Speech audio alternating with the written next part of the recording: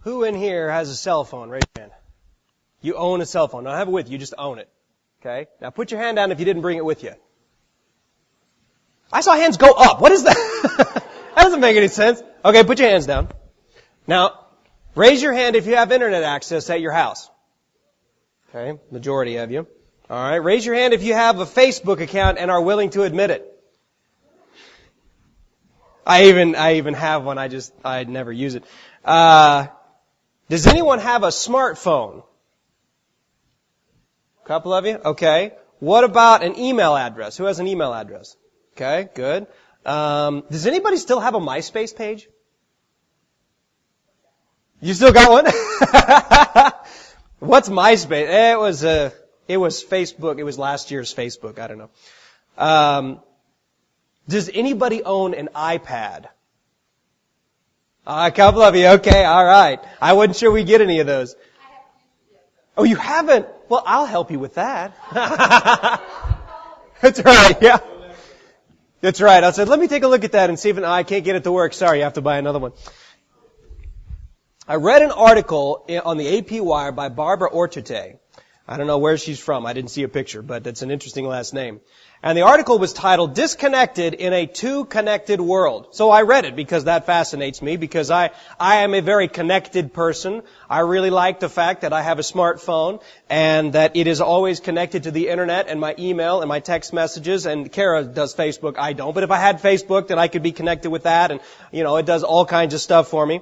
And so I read this, and she told a story about a retreat she took, a yoga retreat that she took for a weekend. And this location had no cell phone coverage, and no internet access, and no TV channels. So they were very isolated, and what she called disconnected, or what I'm going to call unplugged.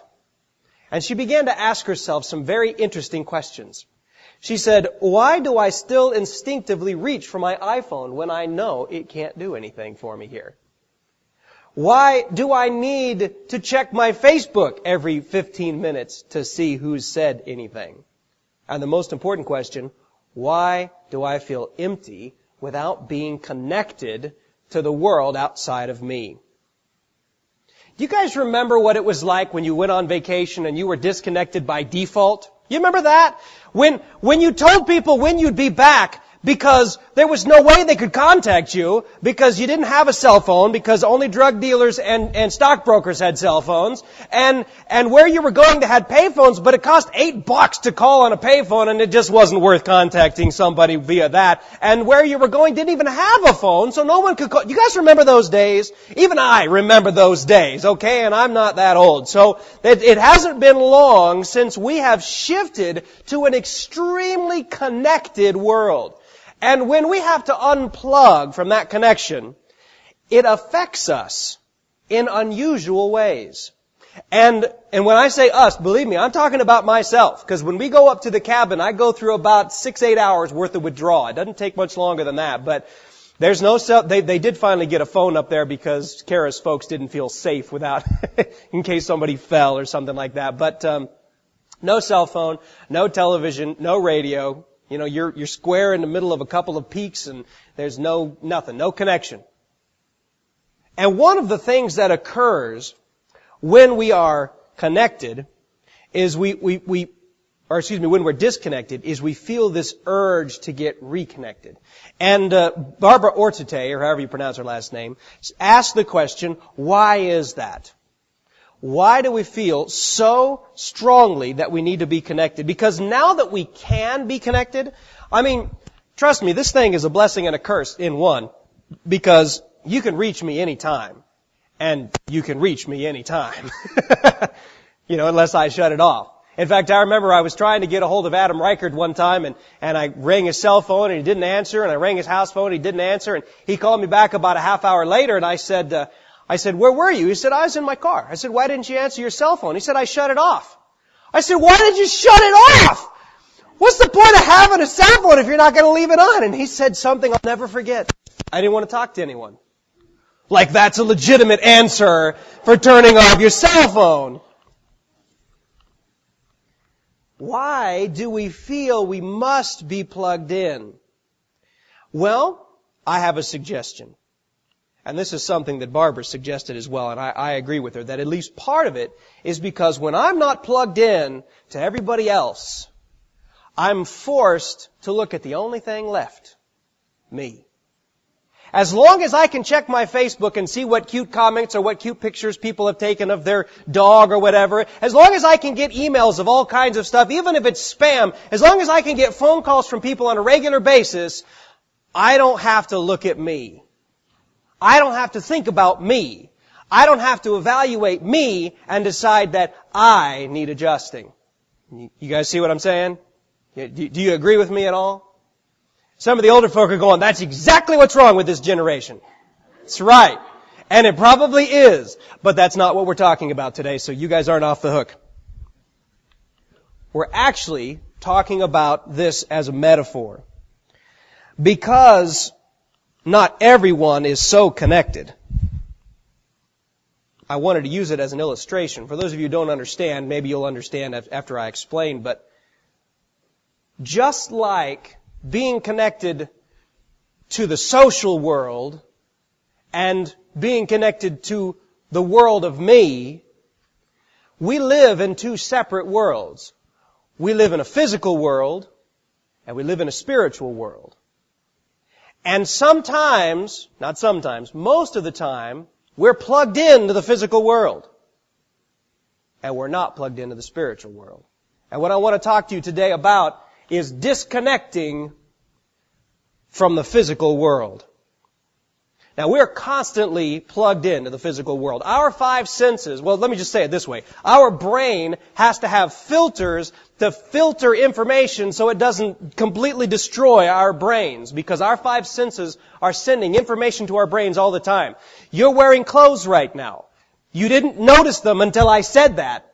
You weren't thinking, well, unless it was uncomfortable. You couldn't feel the cloth against your skin or the tightness of the belt, because your pants have gotten too tight over the years.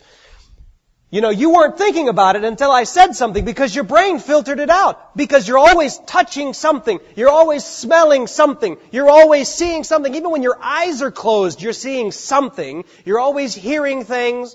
You're always tasting the saliva and whatever else is growing in your mouth. Yeah, now you guys are like, oh, thanks, now I'm thinking about that. We are always plugged in to the physical world. Now, the spiritual world is always there. But the spiritual world is quiet. It's like your heart. It doesn't speak as loud as this does. See, when this goes off, it's loud. And it vibrates at the same time. And it always, not always, but most of the time it gets my attention. And that's good, because that's why I have it, so it can get my attention. But my heart can be hurting. My heart can be troubled. My heart can be upset, and I'm not even paying attention to it because I'm too busy watching television, playing a video game, reading the newspaper, talking to someone on my cell phone. You see what I'm getting at? The same thing happens in the physical and spiritual world. We are always plugged into the physical world, and so we miss what happens in the spiritual world because we're too plugged in to what's going on around us in the physical. The problem is, the real value is in the spiritual world. This physical world isn't worth a hill of beans in comparison. We buried Twyla Boehner the other day. Not Twyla. Hello. Why don't I... You guys are like, really? What? No. We buried her mother yesterday. Twyla's fine. I talked to her yesterday. She's still with us. We buried Pauline yesterday.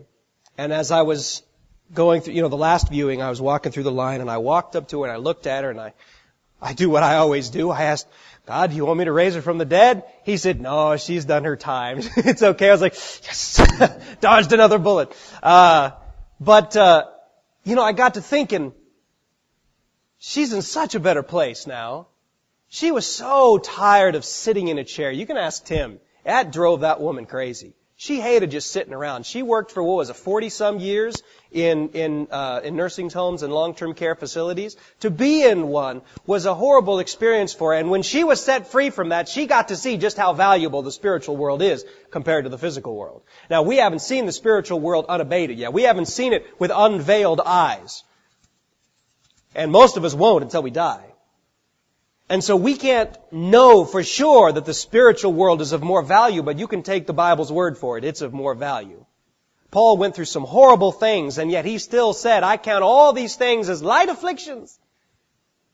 They're nothing compared to what's waiting for me in heaven. So why don't we focus on it? I mean, really, if the spiritual world is so valuable, if it's so important, if the spiritual world has such control over the physical world, why do we spend our time in the physical world and not in the spiritual world? Well, I got some ideas on that, so I'm glad you asked. The physical world is very comfortable for us. First of all, it's familiar. I mean, no matter how old you are, you've lived your whole life in it. You know, whether you're 2 months old, or 50 years old, or 100 years old, or however old you are, your entire life has been spent with your 5 senses feeding you information. And so it's very familiar.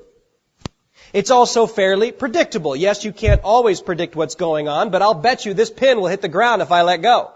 It did. See, that was easy to predict. And there are things that are just as equally easy to predict in the physical world. The physical world also has a lot of pleasure involved in it. There's lots of wonderful things to enjoy and lots of not wonderful things to enjoy, but there's lots of strong sensations in the physical world that we can enjoy. And also, there is a level of control in the physical world. Somehow we get the idea that we can control our circumstances around us, and we take comfort in that. And yes, you can, to a degree, control your circumstances around you. You can't control them exclusively. But that gives us a sense of comfort because I know that if things get bad, I can manipulate it to get better. And so it's familiar. It's pleasurable. It's predictable. And it's controllable. Especially when you can compare it to the spiritual world. The spiritual world is a dangerous place. It's very unfamiliar. Most of us have only had one significant spiritual event, and that was our salvation. And since the vast majority of people in the world don't get saved, that means that the vast majority of the people in the world have had no significant spiritual encounter. It's very unfamiliar. We can't see it with our eyes. We can't touch it with our hands. We can't smell it or taste it. And so it's very unfamiliar, and so it becomes very scary. Like a dark forest at night, we don't know what to expect. It's also very unpredictable because we don't know anything about it. We have no idea what's going to happen. And it's also uncontrollable in the sense that we don't know what we're doing in the spiritual world, and so we become very insecure. Let me give you an example. I just recently started playing Halo on the Xbox, and I'm not a controller guy. I'm a keyboard and mouse guy. And the problem with the controller guy is I feel very out of control with just my 2 little thumbs doing stuff. I like to have access to all the stuff on the keyboard and everything. Makes me very nervous. Because I'm unfamiliar with it, I feel out of control because of my ignorance. And because most of us don't experience the spiritual world on a regular basis, we feel very uncomfortable there because we are ignorant of what goes on.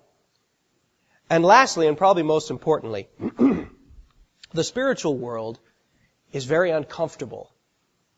Because in the spiritual world, we see ourselves for who we are. We can't hide in the spiritual world the fact that we sin. We can't hide our weaknesses in the spiritual world. We can't hide our infirmities